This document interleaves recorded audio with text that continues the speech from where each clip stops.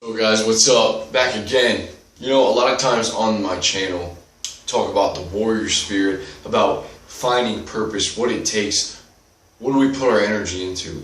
And for the longest time, the last 4 or 5 years, it's been a huge struggle of mine, a huge worry, a weight on my back of what do I get up each day and do that's going to propel me forward, that's going to not just be an average man, to not just be another man existing in this world.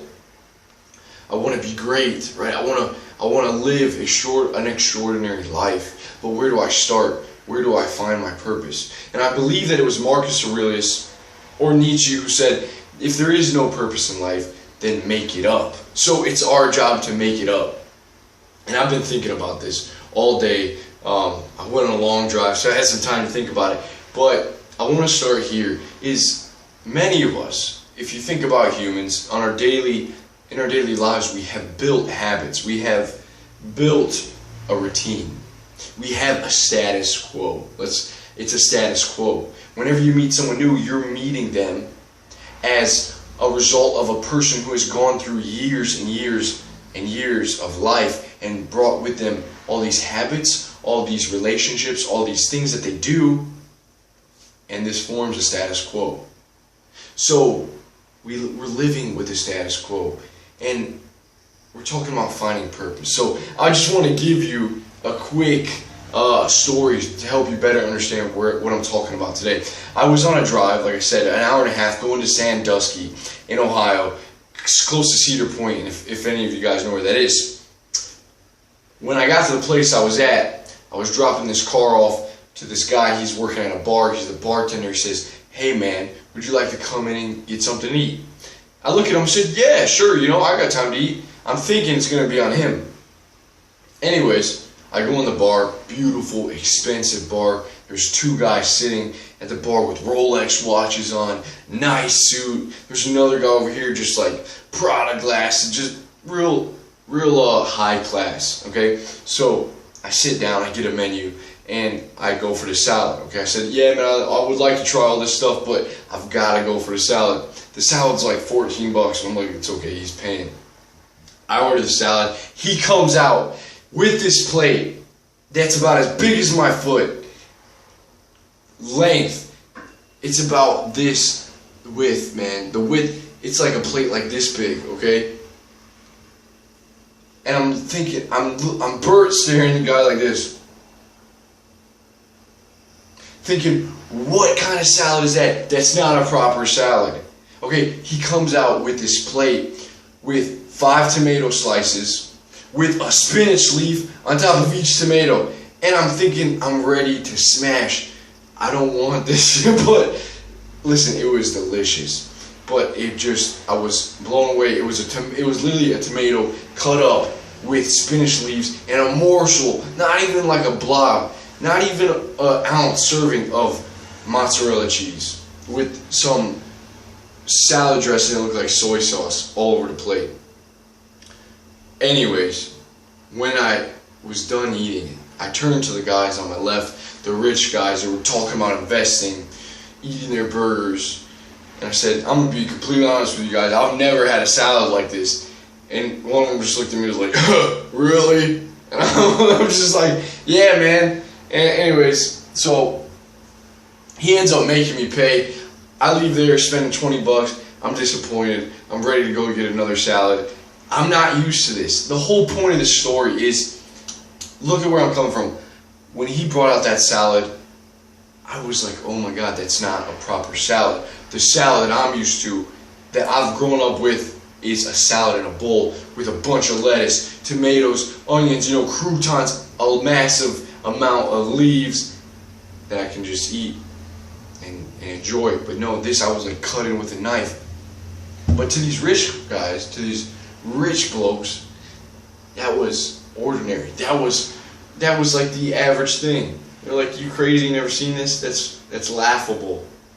And when I was going home, I was like, wow, like I prefer my old salad. But get what I'm saying is, like, that's my status quo. I was thinking to myself, Elijah, that's what the rich guys are used to. That's the finer things in life. Are you even ready for that? Are you even ready to be on that level? Or look how comfortable I am. Like I really want you guys to understand this, because where we are now, right, whatever level of living you're on, your body has adapted to that. It's become very comfortable. Like I said, you are living in a status quo. So many of us want to be rich and famous, and we want to be great and have purpose, but we never really challenged the status quo. And today was just like a wake up for me of, look at what is out there, and do you want it? And yes, I want it. But in what ways am I subconsciously holding myself back? Because I'm so grounded. I have my roots in this status quo of comfort, of daily living, of how I get through the day, of the reason I get up and go to work and come home and entertain myself in the relationships, and I make the best out of them with the circumstances that I have. You see what I'm saying? That was very unfamiliar to me, and in a sense, it was very unsettling. It was very, like I prefer the old sound. So, this whole talk, I just wanted to ask is us challenging the status quo, of looking at our lives. And a lot of times in my talks, I talk about building habits on addition to, what can we add to give us this broader, wiser mindset. What can we put our energy into? And I want to cut away from that a little bit and maybe think, what can we take away from? Right? Instead of adding, let's look at the status quo that we're in, the things that we're doing. I was thinking of some stuff. I'm going to be completely honest with you. For the longest time, bodybuilding, my physique was my status quo. Going to the gym was the thing, the norm. It was built in. It was such a solid habit of mine. And I would go to the gym every day after school. Even if I had to walk, even if the car was broken down, I would go to the gym. When I moved to a new city, I immediately found a gym. It was what I did. I associated with having a great physique. I enjoyed it. It was my status quo.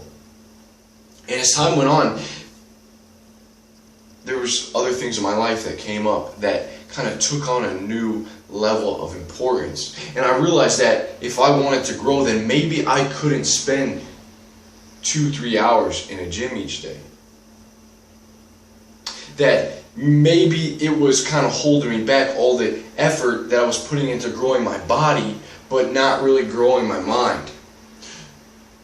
There was a famous bodybuilder, I forgot his name, but he said having muscles is like having pets. He's like, you know, once you get into it and you have these pets, you got to take care of them, you got to feed them, you got to make sure you got to maintain them. And it's true. It becomes a task, a work. It's work to maintain a good physique.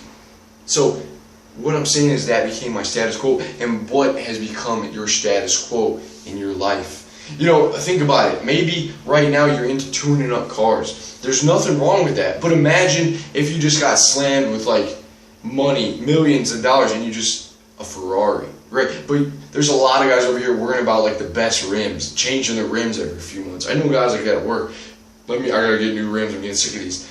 You think the guy with the Ferrari is even worried about that? Maybe this is a bad example, but you see what I'm saying? What is the opportunity cost of putting money into souping up your car every day if you're just going home and you're doing a job that you're feeling unfulfilled at, if you're living a depressing life? Right, I'm sure you'd much rather invest in some books and some knowledge, in discovering new skills and work opportunities, meeting new people, and then getting a Lamborghini. You don't got to soup it up, man. You're just cruising that thing, right? You're the lion on the streets.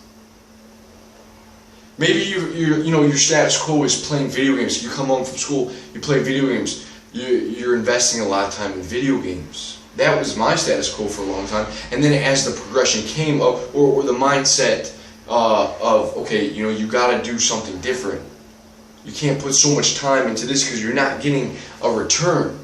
You're not getting a great enough return for the amount of time you're putting in. So instead of adding something, guys, what can we take away from, challenge the status quo? It's, Warren Buffett said, get rid of one idea that you think is great each year. Like I said with the bodybuilding, that was a very hard truth for me. That was a very difficult one to say, okay, maybe I need to go a little easy on this and maybe grow a little bit more mentally, a little bit more spiritually, a little more wiser, maybe my relationships need a little bit more work, but I'm going to have to subtract from over here. So, we don't really know, guys, the status quo. Are we so comfortable? Are we so comfortable like me and my salad, and when I experience something new, I want to be successful, but am I even ready for that? Is my mindset just so comfortable in doing what I've been doing for so long that I say I want success, I say I want to be rich, but do I really? Am I really striving for it? Am I really tearing down the barriers and really challenging myself? Because I have my habits. I have the chains of habits wrapped around me. Right? They're very tight, and I may not even feel them sometimes, and they're just there. My mind is solidifying itself as I grow. Your beliefs, your convictions, everything. So, challenging that.